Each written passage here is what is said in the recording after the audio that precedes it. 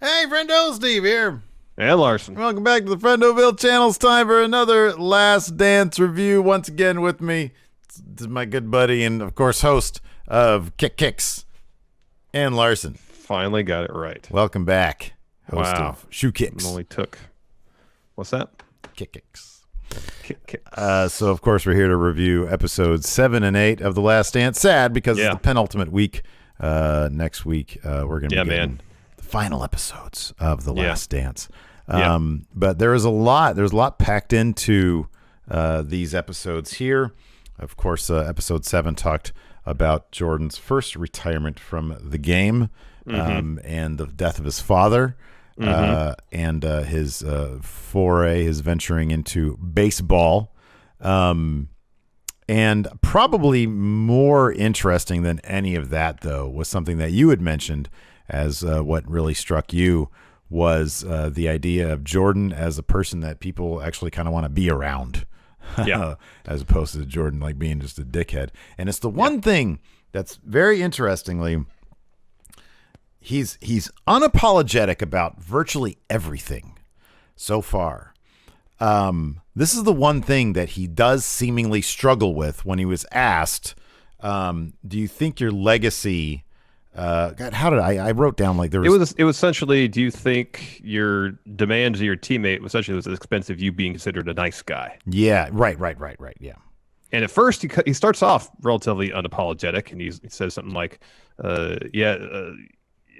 you may look at what I did as being a tyrant, but you say that because you never won anything. So, okay, I have the actual quote here, and it is interesting. Because there's a couple things that are kind of interesting, and they kind of relate also to conversations we've had about pro wrestling. He says, I pulled people along when they didn't want to be pulled. I challenged people when they didn't want to be challenged. I earned that right. My teammates who came after me didn't endure all the things I endured. Once you join the team, you live with a certain standard of how I played the game. I wasn't going to take anything less. If that means I have to get in your ass a little bit, then I did that. You can ask all my teammates. One thing about Michael Jordan, he didn't ask me to do one thing that he didn't fucking do. When people see this, they'll think, well, he wasn't really a nice guy. He may have been a tyrant. No, that's you. You never won anything. I wanted to win, but I wanted my teammates to win and to be a part of that as well. And they punctuated it with a terrific montage of him winning, of success. And then he says, I'm only doing it because it is who I am. That's how I played the game. That was my mentality. If you don't want to play that way, don't play that way. And he was tearing up when he said that, and he said, we need a break. He said break, yeah. And it's fascinating, the idea that, and he says the quote that I thought was most interesting was, winning has a price and leadership has a price. And that kind of sounds like something that Ric Flair said in his Broken Skull sessions, which I still recommend you watch. Yeah, I need to check that out, yeah. When he was getting teary-eyed, he said, success in this... Ric Flair gets teary-eyed at everything. That's true, and he bleeds at everything. And he wasn't bleeding here, but he was crying. He said, and when as it relates to his family, success comes with a price. And that's something that fascinates me. And it kind of relates into what has fascinated me with The Last Dance thus far, and that's Jordan's development into an icon and what that personality looks like. Because he looks like his body language is so different from when he came into the league to when he was on the top. And you see that again, not to skip too much, but when he came back and won the championship again, and one of the last shots we see in episode 8 is him on the floor of the locker room crying because it was on Father's Day. And it meant so much to him, and his dad couldn't be there to see that. And you see Jordan basically at his low, more like when he came into the league than when he was at, the cockiest person on the face of the earth. Well, I wonder part of it too is 7 and 8 is at various moments Jordan at his most vulnerable because they're confronting his first retirement, the death of his father, playing baseball because seemingly he thought that's what his dad wanted him to do. I guess as he relates in there, the conversations he had with his dad about doing that, walking away from basketball at his peak to go try another sport. They confront all the crazy and unsubstantiated conspiracy theories about why he retired around the death of his father, his subsequent return for the game, the emotional toll that took on him because he wasn't in basketball shape, and eventually the following season coming back, winning the title on Father's Day, no less, and just the emotional catharsis that was there for him. Because he seems like, more than anything, going back to the first bit, that quote you wrote, he seems to compartmentalize things to an almost unhuman degree. In that he is able to separate. Because you see him back in the locker room with other players, he's joking around with them. Oh yeah, yeah, sure. He likes to talk his fair share of shit. But he doesn't. One thing that I got from a lot of these things is outside of a basketball context, as a teammate, off the practice court, off the basketball court, he seems, I'm not going to say easily relatable, but he doesn't exist on a whole other plane than the rest of his teammates. And that was really shown when he started playing baseball. Yeah, he just wanted to be one of the guys. Yeah. And there's B-roll of him, of his teammates, dumping beers on him because he did something. It was all very much, I'm just one of the guys when I'm sitting in the locker room with you. Granted, the basketball arena, he is the leader. That's his team. And no one is to make any bones about that. But his ability to separate whatever bonds of friendship he may have with any of those dudes in that locker room from his goal of winning is insane. Yeah. Like, he will do anything to get in someone's face and try to make them a better player. And he has seemingly he's seemingly unapologetic about it. They talked about the fight that he and Steve Kerr got in, where Phil Jackson, they were going at it. Steve Kerr was upset because they were losing, and Jordan was talking trash. Phil sensed that Jordan was taking things a bit too far, started calling a bunch of ticky-tack fouls on him, and Jordan's like, You're doing Steve Kerr a disservice by protecting him in this instance, because when they're playing New York, all these physical teams, they're not going to get this calls. So he fouled the hell out of Steve Kerr. Steve Kerr got up, shoved Jordan. Jordan clocked him in the eye. Phil throws him out of practice. So it was an instance where, and it's an interesting little snapshot of the competitive athlete Michael Jordan versus the man Michael Jordan. So in the heat of the moment, he clocks Steve Kerr. He gets tossed from practice. He gets to he showers up, he gets to his car, realizes, all right, bad move on my part.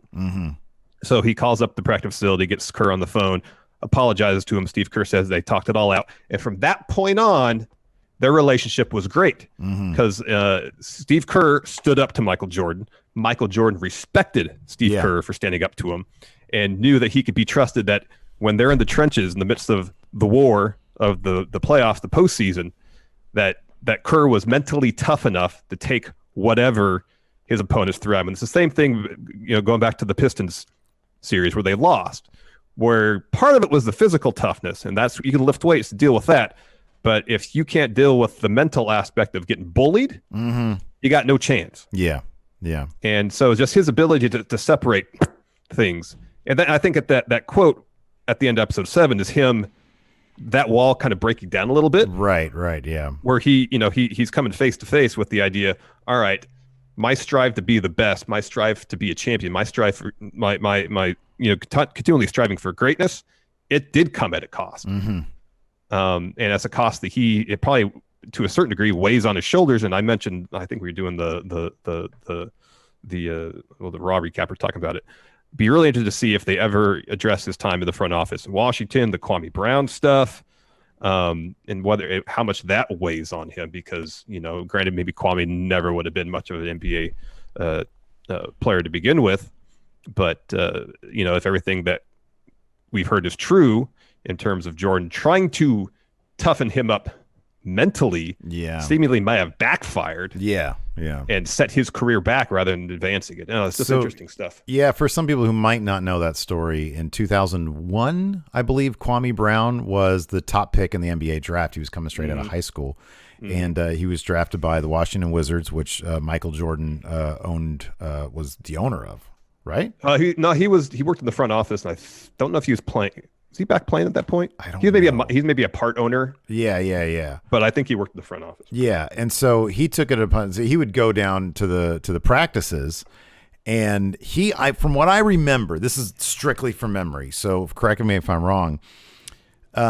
Magic Johnson had taken a tough love approach with Paul Pierce, where he bullied the crap out of him to toughen him up. Mm-hmm. And he had passed that along to Michael, and Michael tried the same thing on Kwame Brown, not knowing that Kwame had apparently somewhat of a rocky childhood, and I think he grew up without a dad or something. And so he was just in a different headspace than Paul Pierce. And so you have Michael Jordan, the most iconic player, in history, now mentoring you, but he's doing it by just a brutal hazing process that some speculate that led to Kwame Brown being broken down, but not being able to be brought back up, which is what apparently Magic Johnson did with Paul Pierce, if I remember the story correctly.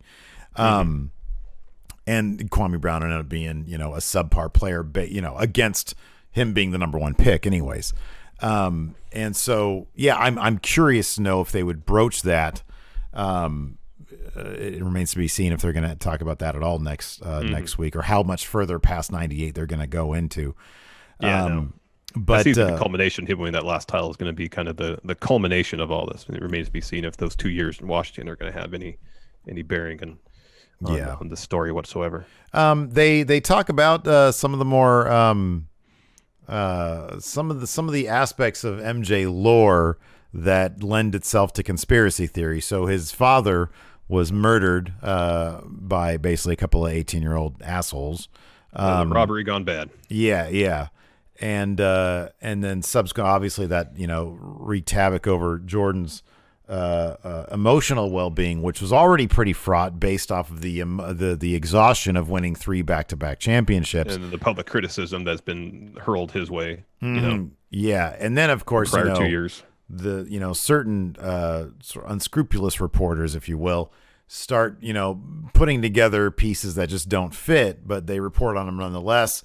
Did Jordan's dad's death have anything to do with his gambling issues?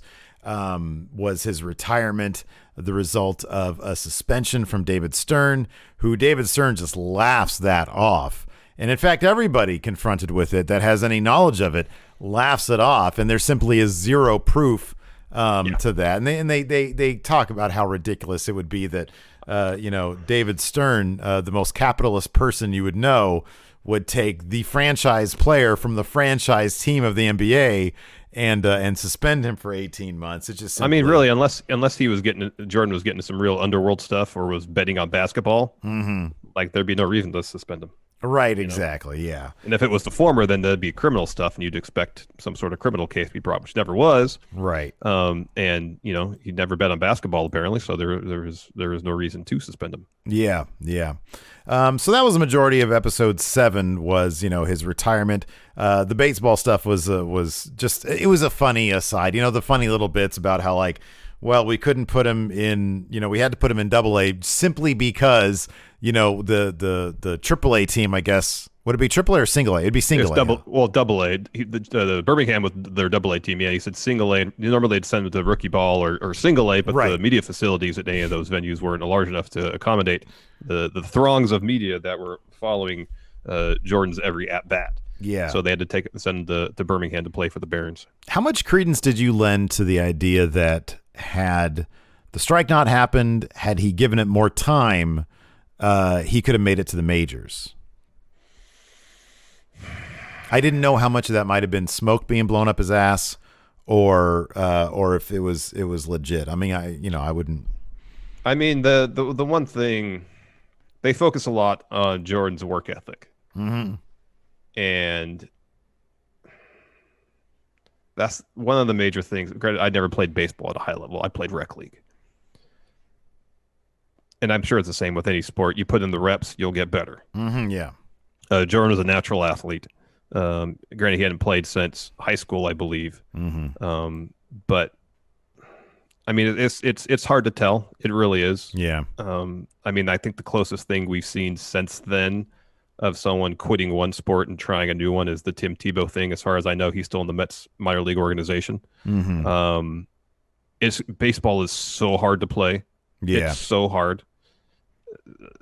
So I don't know. The fact that he was able to hit above 200 at Double-A, which obviously isn't major league competition, but it's still pretty darn good. Is something. His ability to work to finally be able to hit breaking balls, that takes a lot of work. Recognize that kind of thing.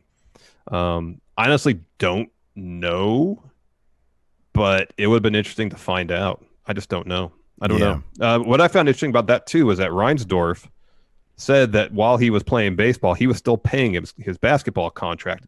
I liked that he said, "Oh, because I felt like," which it might have been partially true, he was underpaid. He's only making $3 million a year. So essentially, as a token of appreciation for all he's done the Bulls franchise, I'll continue to pay him the deal. Also, if he's still under contract, if he comes back, he has to play for you. Yeah, exactly. So he kind of left that part out. Yeah.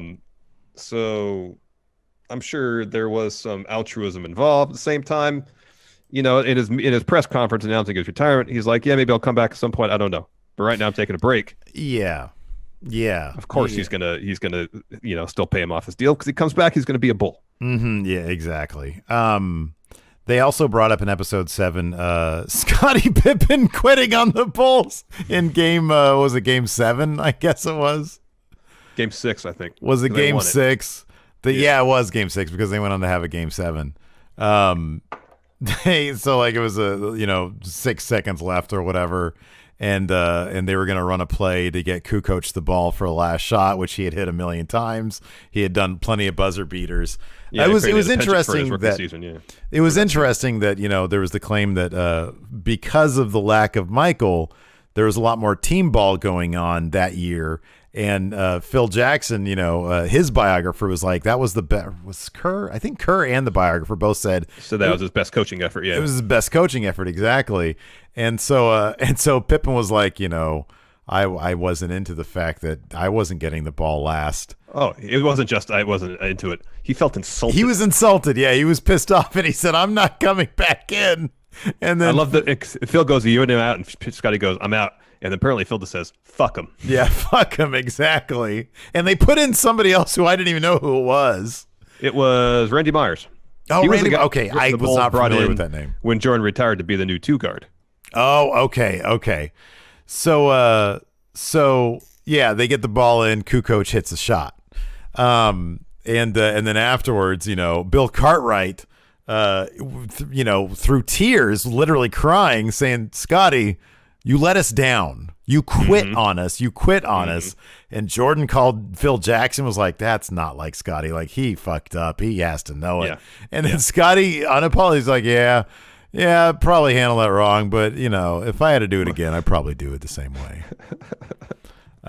So that was interesting stuff. I had never seen when Jordan came back to practice, I guess that would be episode 8. Pippen to the camera holding up the Jordan logo on the bottom of his shoe. That was during a game. That was during a game. Yeah, exactly. Yeah. And he's like, "Come on back, Jordan."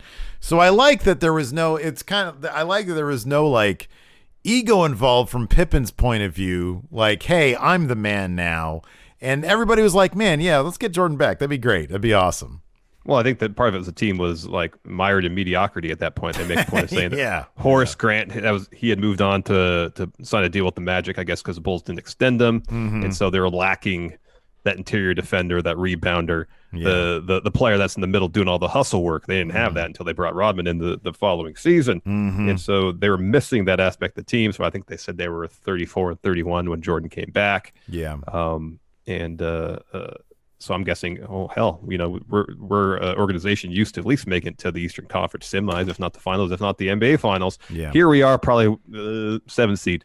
So you get the greatest player of all time coming back.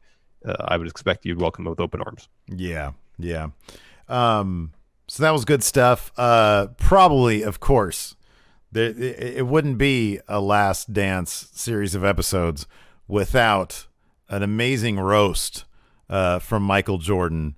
And in this case, we got that with Gary Payton, who claimed, and apparently there's plenty of evidence to suggest this, that it was his, finally, after being down 0-3 to the Bulls.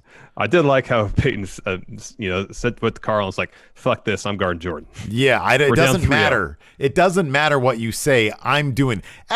You would think after being down 0-2, wouldn't he put him, like, okay, it didn't work the first game, maybe it'll work the second game. No, it doesn't. Honestly, if Jordan blew up the first game, because that was the thing, is I guess before game one, they were having dinner somewhere, so and George Karl's in the same restaurant.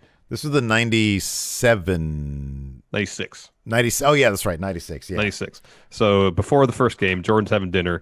George Karl's in the same restaurant.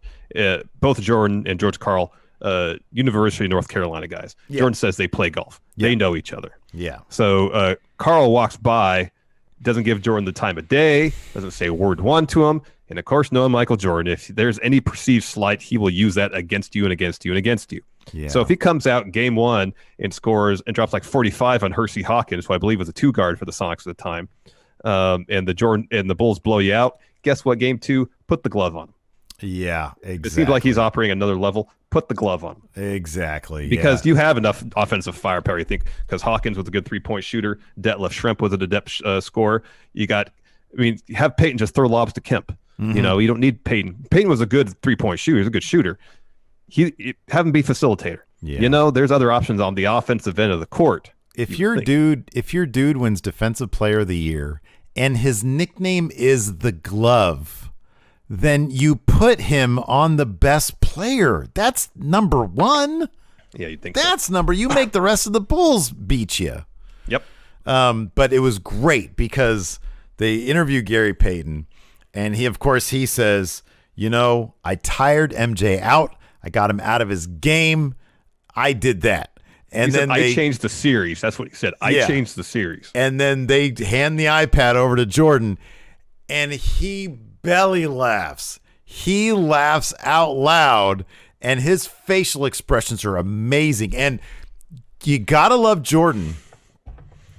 Jordan and maybe it wouldn't surprise me if this was the sole reason why Jordan greenlit this documentary, to vanquish the crying Jordan meme, because as strong as that meme is, there's a whole nother level with his reaction shots. Here's the thing, though, and maybe it's not so much. Well, I guess conquering in terms of outdoing it. Maybe at the Kobe Memorial, he seemed to embrace the crying Jordan meme. No, he totally did. I don't think he has a beef with it. His reactions to all that, he laughed, but then.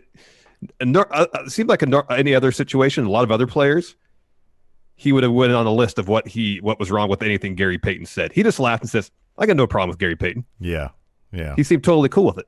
Well, he said Gary Payton didn't give me any problems. Meaning, no, man, he didn't. He wasn't. No, I think he said that. He says, I have no problem with Gary Payton, which I guess can be interpreted as I take no umbrage with what he said, or I'm not going to sweat Gary Payton. Oh, I took it as Gary Payton didn't affect my game at all. That's what I took it as. And there are a lot of articles out right now that say, hold on a second, Michael. So I think a lot of people are interpreting it as he laughed off the idea that Gary Payton had anything to do with games, which I think a lot of people take umbrage with because there's evidence to suggest that.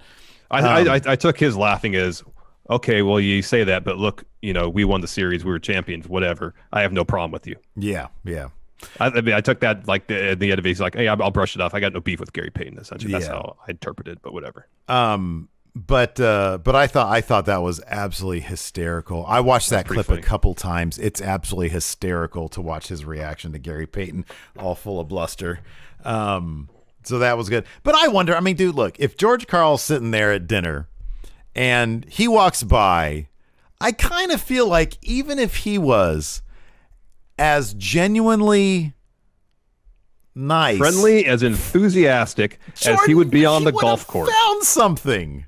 He always found something. Jordan would have interpreted it in a way that was motivating for him to go out there. Oh, look at him. He had the ability to take the smallest slight and make it seem like that he was wrong. And he would create slights.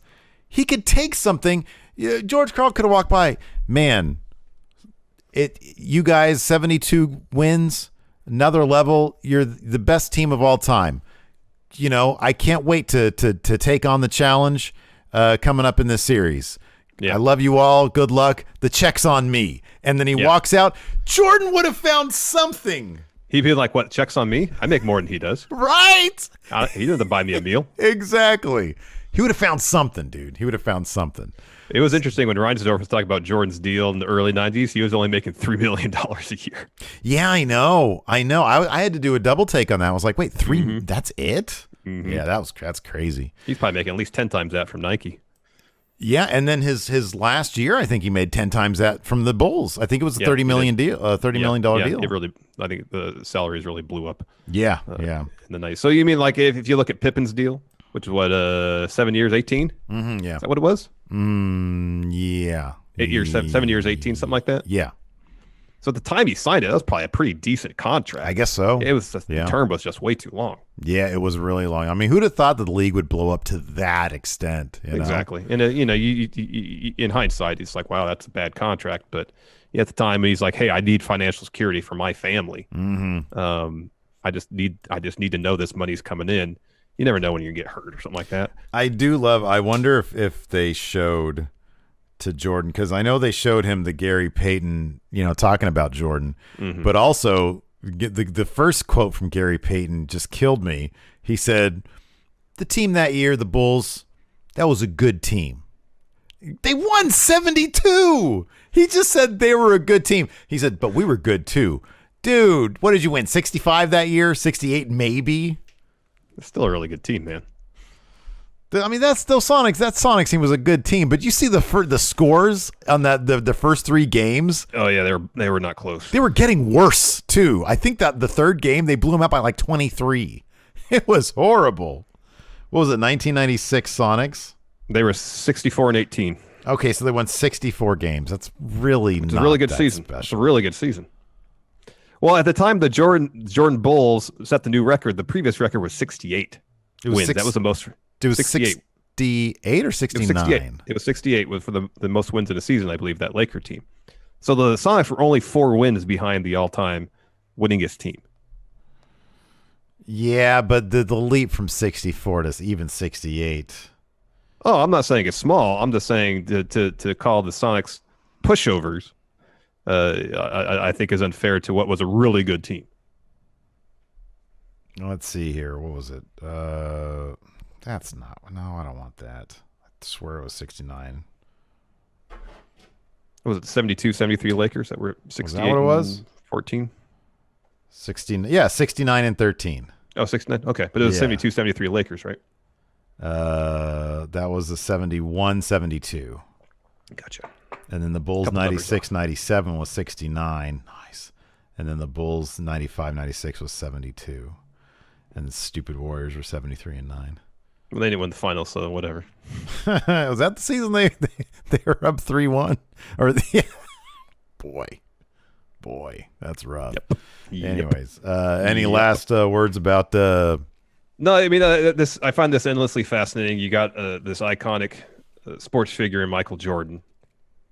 Seemingly, most everything he's willing to address, confront, and especially in episode 7, that was just fascinating seeing him kind of have to deal with the fallout from being hyper competitive. I think I mentioned earlier, he has a apparent like otherworldly ability to compartmentalize things.